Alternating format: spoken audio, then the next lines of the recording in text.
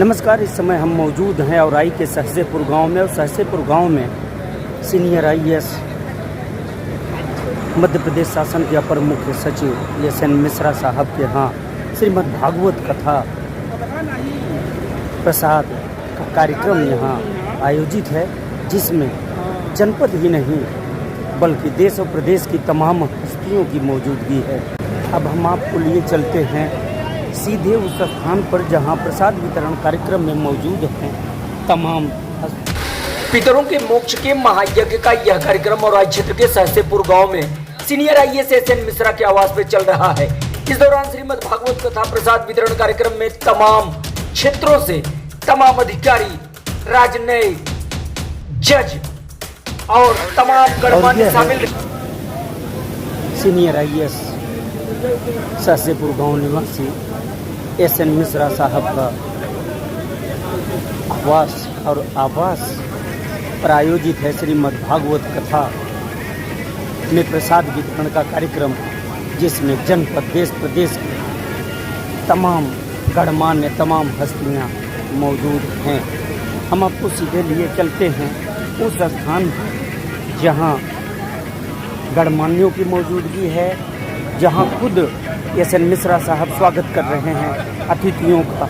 उनके बड़े भाई विजय नारायण मिश्रा, रघुवंश नारायण मिश्रा और ब्रजेश नारायण मिश्रा अतिथियों का कंटिन्यू लगातार स्वागत कर रहे हैं। तो इन तस्वीरों में हम आपको दिखा रहे हैं एस.एन. मिश्रा साहब सीनियर आईएएस और परिवार के सदस्य और यहाँ गणमान्यों की मौजूदगी में श्रीमद् भागवत कथा का यह प्रसाद वितरण कार्यक्रम यूपी के भदोही जिले के सहसेपुर गांव में चल रहा है।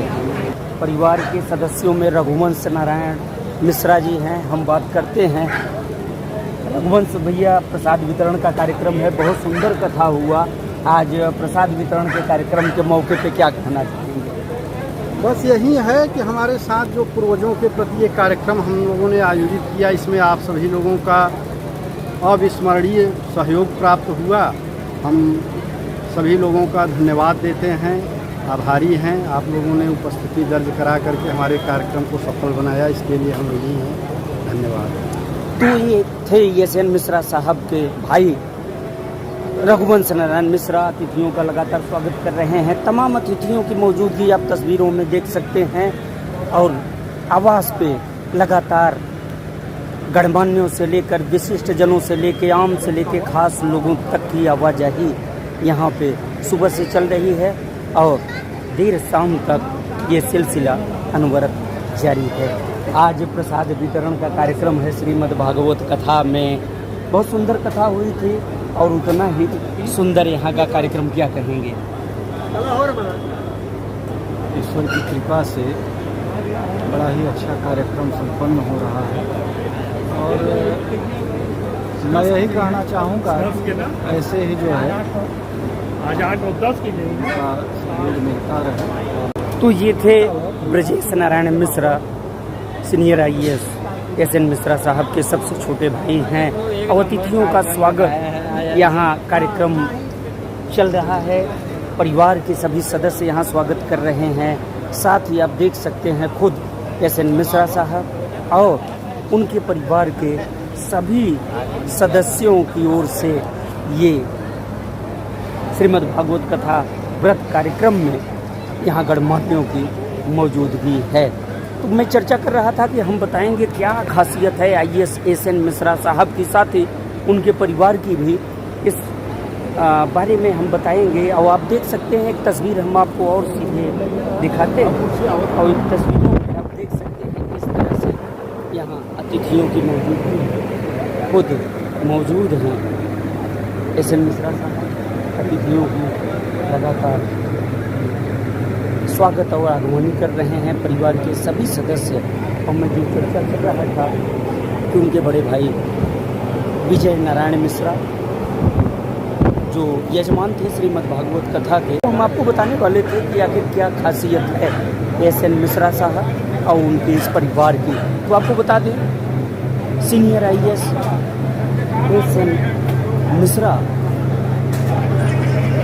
भदोही जिले के सहसेपुर गांव के तो निवासी है ही, साथ ही मध्य प्रदेश में अपर मुख्य सचिव भी हैं। जल शक्ति मिशन में देखा जाए तो राष्ट्रीय जल संचयन का पुरस्कार जो मध्य प्रदेश को मिला था, उसमें एक बड़ी भूमिका, एक बड़ा श्री एस एन मिश्रा साहब को senior IAS S N Mishra के बारे में हम आपको पहले भी बता चुके हैं। इनकी सादगी, ईमानदारी, मृदुलता हमेशा सुर्खियों में रहती है।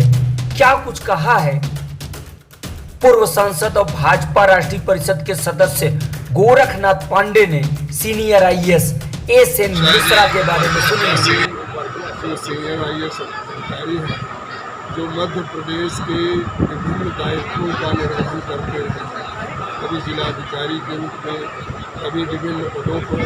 आज जो है इरिगेशन और सिंचाई कमिश्नर, एडिशनल कमिश्नर और विभिन्न दायित्वों का आपने निर्वहन किया है। जिस तरह से पूरे आज क्षेत्र में यह जो पितृपक्ष का एक त्यौहार के रूप में हम लोग मनाते हैं और जगह जगह श्रीमद् भागवत का कथा, उसके बाद गया प्रस्थान, फिर लौट करके भंडारे का आयोजन होता है। इसी के तहत आज हम लोग सहसेपुर में मिश्रा जी के परिवार में, जो कि बड़ा ही अपने में एक अनूठा परिवार है। अनूठा हम इसलिए कह रहे हैं कि इनके परिवार में आज भी विभिन्न दायित्वों पर लोग हैं। आप तो सीनियर IAS अधिकारी हैं ही, आपके लड़के भी इसी दायित्व पर हैं, एक लड़का फॉरेन में भी है, भाई लोग भी विभिन्न पदों पर हैं। लेकिन जो मृदुल स्वभाव, जो मिलने के तौर तरीके, जो बातचीत करने के तौर तरीके हैं,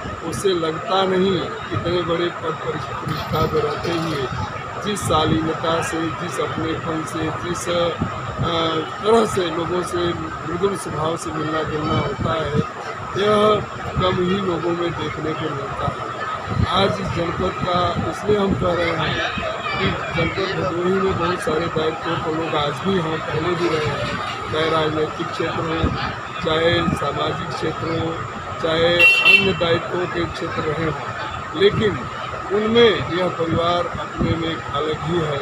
हमें तो आने जाने का अवसर मिला है कई अवसरों पर, आपसे भी कई बार बातचीत भी करने का अवसर मिला है, लेकिन जब भी कभी ऐसे अवसर आए हैं तो उसमें अपनापन झलकता रहा है। और आज का ये शुभ दिन हमारे क्षेत्र के बहुत सारे गणमान्य लोग, प्रतिष्ठित लोग, राजनीतिक क्षेत्र से, सामाजिक क्षेत्र से विभिन्न दायित्वों पर जो रह रहे हैं, वो यहाँ आए हुए हैं और यहाँ आने से बड़ा अपनापन और सुकून अनुभव हुआ।